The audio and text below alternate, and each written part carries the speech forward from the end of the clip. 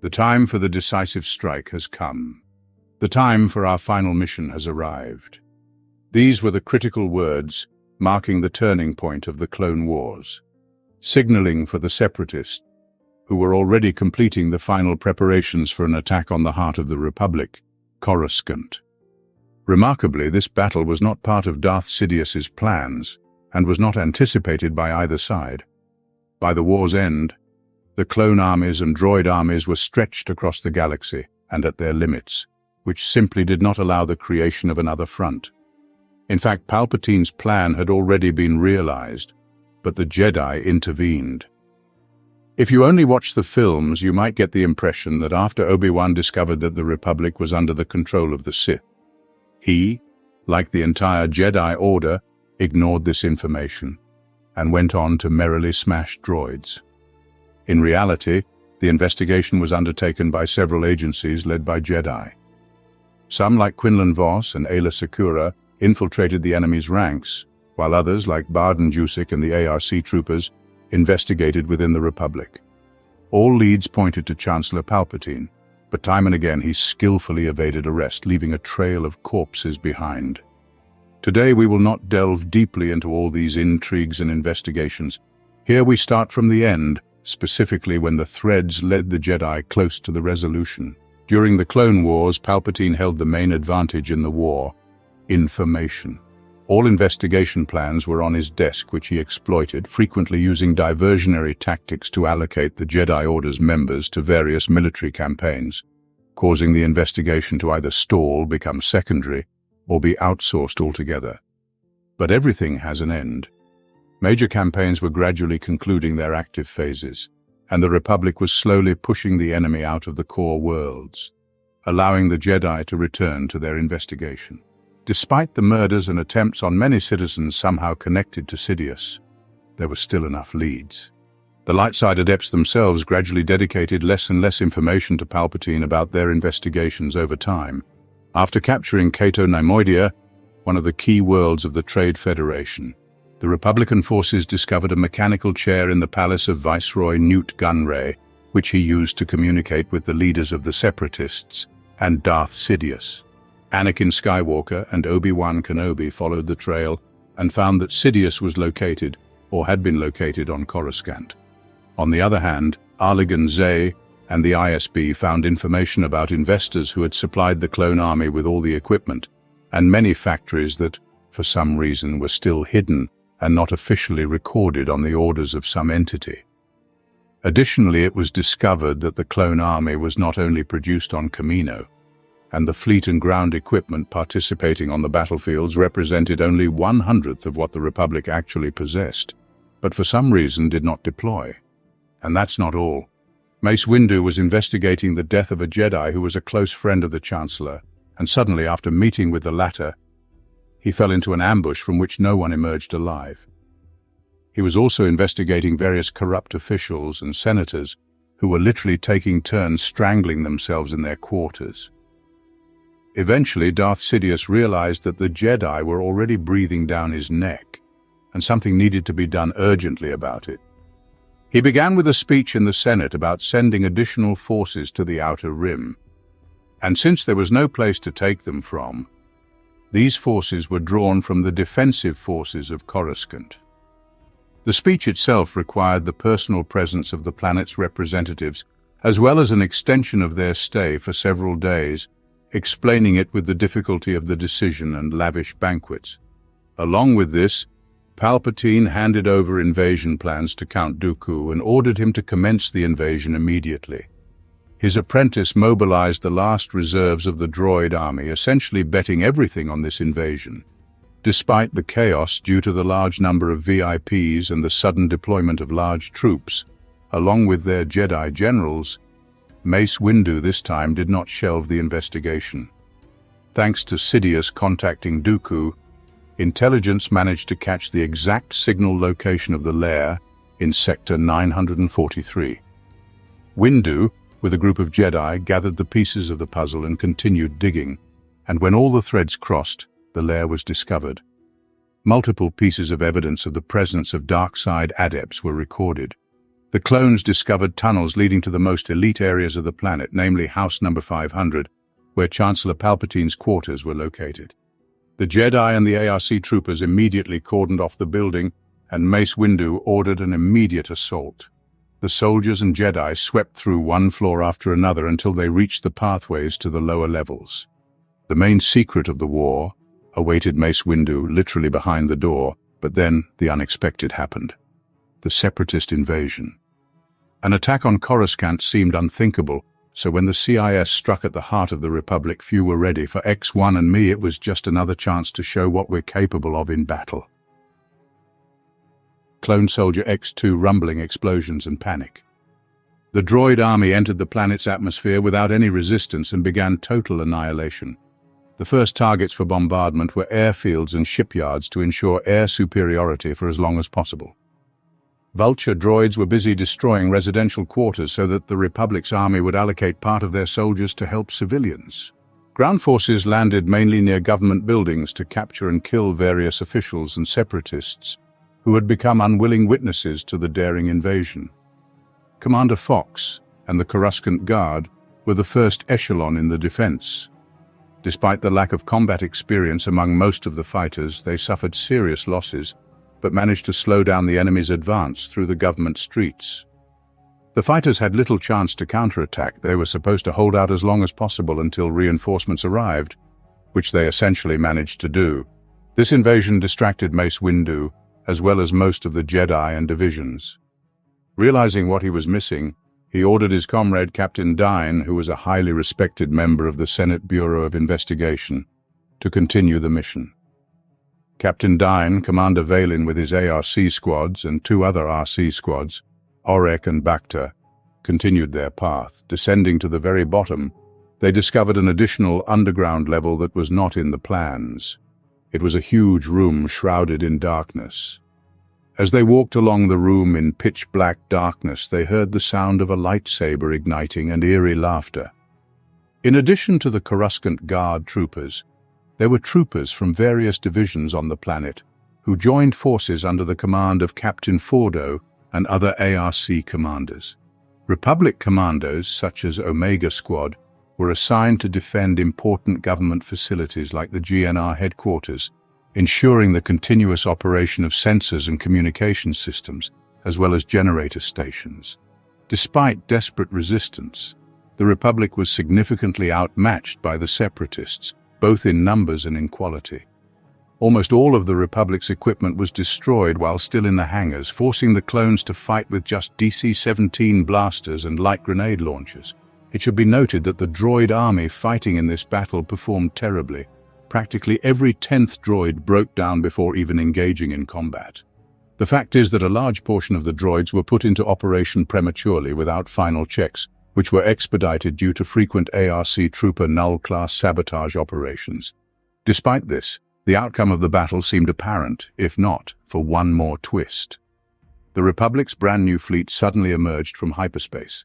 As the droid army advanced through the streets of the capital, and the CIS fleet destroyed infrastructure from orbit, the only one who remained calm was Chancellor Palpatine.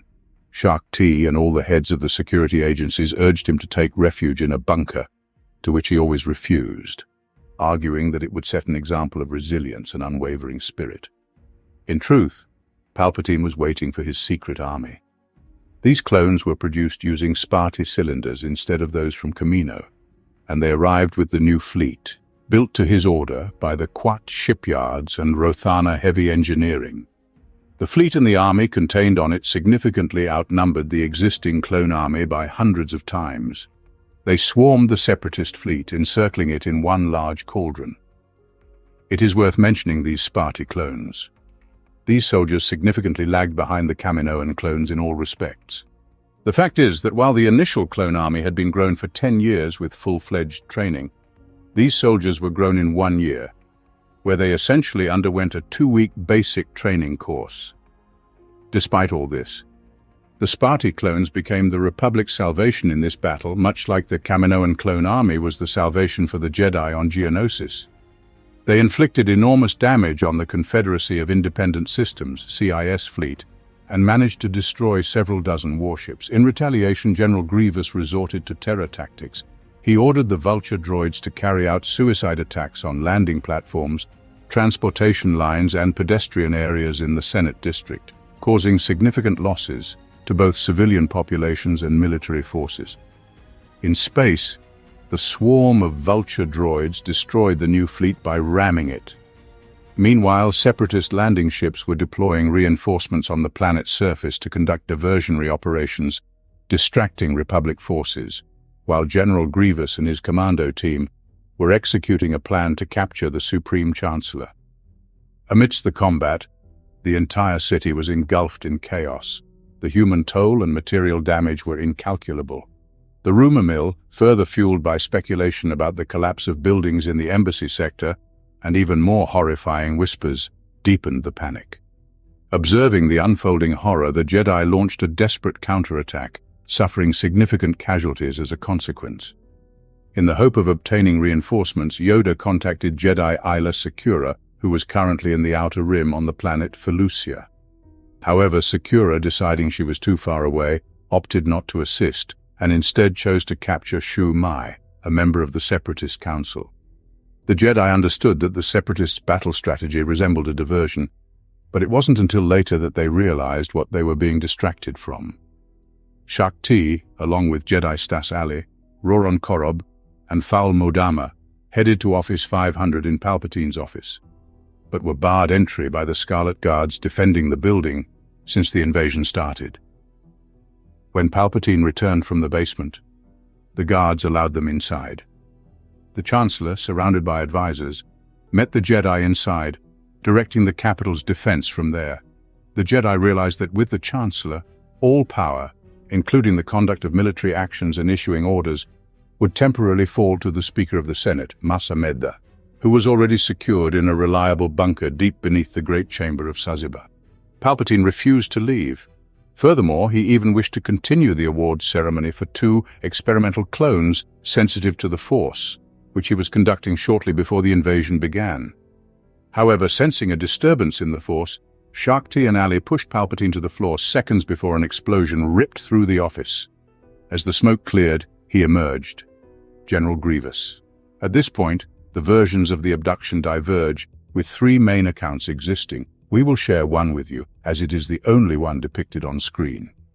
Shaak Ti ordered the fighters to detain and, if possible, eliminate Grievous, but he slaughtered them all.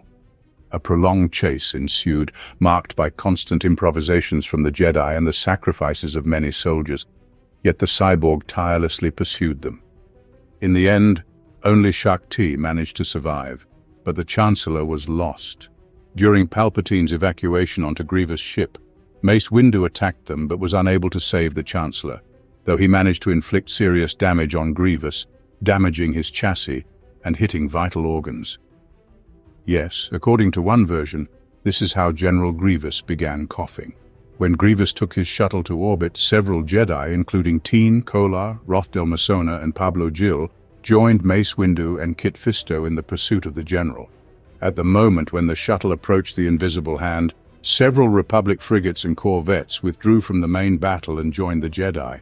When Windu and the Jedi closed in on Grievous, 500 Vulture droids launched from Trade Federation warships to provide cover for the shuttle. Approaching the flagship, the shuttle gained additional support from its onboard weapons, which opened fire on the Jedi. After losing one of their comrades, Pablo Gil and Rothdel Masona were caught by the tractor beam of the Invisible Hand and brought into the hangar. The 2 Jedi attempted to overpower Grievous and rescue the Chancellor, but they were killed by Magna Guards and the General during a lightsaber duel. Their bodies were cast into space for the Republic citizens to see. Meanwhile, the Jedi Obi-Wan Kenobi and Anakin Skywalker were searching for Count Dooku on the planet Tithe, located in the Outer Rim. After investigating the destroyed building where Dooku had been, they returned to the Integrity, a Venator-class star destroyer, where they received news of the attack on Coruscant. The Jedi quickly readied their starfighters and prepared for battle. Dooku had already departed several hours earlier. In the hangar of the Venator-class star destroyer, the 501st Legion was briefed on their upcoming mission, which was to clear a path for Anakin and Kenobi. The pilots set out to destroy Vulture droids and Munificent-class frigates, as well as the shields and transmitting antennas of a Providence-class carrier. Then several troops from the 501st landed in the hangar of the enemy cruiser, blew up the engine cooling block and disabled the defensive turret system. Returning to their starfighters, they left the ship and destroyed its bridge. The main forces of the 501st and 212th also landed on the planet, assisting the Coruscant Guard in securing the planet. Due to significant losses among the pilots, rank-and-file soldiers of the 501st boarded entire starships, and learning on the fly provided cover for the ground forces. Meanwhile, Kenobi and Skywalker made a hyperspace jump into the vanguard of the 5th Fleet of the Open Circle Fleet. Taking advantage of the opportunity presented by the 501st Legion, they directed their starfighters straight towards Grievous's flagship. They were unable to contact the Jedi High Command due to the Separatists' use of IRC or REP devices, and were confident that other Jedi were fighting there to save Palpatine. When they approached, they discovered thousands of Vulture droids and 3 droid fighters swarming the General's command ship. The Jedi were assisted by Clone X-2, who provided cover and destroyed numerous Vulture droids. After the principal ship was finally incapacitated, General Kenobi and Skywalker took advantage of the opportunity we provided. They rescued the Chancellor, claiming all the honors for themselves. Breaking through to the flagship, the Jedi reached Palpatine but were forced to engage Count Dooku. While in the Battle of Geonosis, Dooku had no trouble defeating the Master and Apprentice. Now the strength of both had increased. Even Dooku's Makashi combat style was ineffective against Anakin's Gemso. When the fight moved to the upper levels, Dooku attempted to sway Anakin to the dark side. He mocked Skywalker, trying to invoke emotions of the dark side in the Jedi, noting that Anakin felt fear, anger, and hatred but did not use them. This proved to be a fatal mistake, as Anakin was indeed afraid of losing Obi-Wan. The taunt, combined with Palpatine's subtle encouragement, enraged Anakin. He channeled all his emotions against the Count, and Dooku's lightsaber fell into a trap that resulted in the loss of his hands. Expecting his master's intervention to save his life, as Sidious had promised before the fight, Dooku was shocked to see the Sith Lord compelling the Jedi to strike the final blow, nudging Anakin towards the dark side. Only then did Dooku realize he was just another pawn in this senseless war. Palpatine had never intended to save Dooku's life. He was merely a tool to build his future empire. Having lost his flagship and failed to achieve the primary objective, Grievous, along with the surviving part of the combined Separatist fleet, retreated in disgrace to the Outer Rim. That's the problem with battles in places like Coruscant. Complex, dense infrastructure that is easy to disable, billions of frightened people fleeing on speeders, and clogged air lanes because the auto-navigation system has collapsed. Fires, collapsed buildings, disrupted water supplies. We can write the rest ourselves. Look at it as help for our boys, so they don't worry about civilians and do their job killing the Separatists, said Nina, commander of Omega Squad. After the fleet's retreat and the Chancellor's rescue, all forces were directed to assist civilians. The city planet was ablaze in ruins, under which millions of trapped innocent people were slowly dying. Most horrifying part of it all was that while the upper levels were cleared, no one even thought to touch the lower levels. The inhabitants there already lived in suboptimal conditions. But when they now had to clear the debris on their own while trying to find their surviving relatives, many people's nerves frayed to the point of breaking. Serious riots flared up, which had to be suppressed by the depleted Coruscant Guard. Adding to this chaos were the bandits and escaped prisoners who contributed to the anarchy on the planet. Commander Fox personally led a unit of guardsmen to restore order on the planet. Some were arrested, others were simply crippled, but the majority were just shot. All this horror took place right during the time when the elite on the upper levels held luxurious feasts and parades in honor of the Republic's victory in the battle for their capital. The Battle of Coruscant can be considered a turning point. It was after this crushing defeat that the Separatist droid army lost any chance of launching large-scale attacks. Palpatine himself once again avoided arrest. As the entire search team, which continued the investigation on the lower levels of Building Num 500, was wiped out, Captain Diane was cut in half and Commander Valiant was beheaded, The rest of the search team members were either hacked to pieces or shot by Geonosian guards. Darth Sidious once again played the same card he used at the beginning of the war. He again led fresh troops from out of nowhere precisely at the moment when it was necessary, so that senators and others rejoicing in the victory and thankful for their saved lives would ask fewer questions. And here you would ask, why was it necessary to hide this army? But there are 3 reasons for this. Despite the clones' loyalty, incidents occurred during their production that cast doubt on the soldiers' fidelity. The first 2 batches of clones were even considered defective, their loyalty hanging by a thread. During the war, clones and Jedi, one way or another, befriended each other and sometimes even entered into intimate relationships. Darth Sidious knew of many such cases, and to ensure that his plan would be executed in the end, he added batches of clones to the legions, making up a significant percentage of the units. This meant he assigned soldiers to generals with whom they had no ties, to ensure these would not hesitate when the time came. Darth Sidious dreamt of immortality, which is why he conducted cloning experiments, to then transfer his consciousness into a younger body using the Force. The experiments of the Kaminoans with Force-sensitive individuals showed significant risks. For instance, the Force-sensitive clones X1 and X2 were more exceptions than a well-thought-out experiment. Sparker clones were a cheaper product for creating a larger army. They were significantly inferior in training to the Kamino clones, which was often noted by their sluggishness and awkwardness, where a soldier might miss a target at point-blank range 2 or 3 meters away. Despite all this, they could be produced much faster and in greater quantities, which was necessary for rapid conquest, total control, and subsequently, the defense of the vast galaxy from possible external invasion.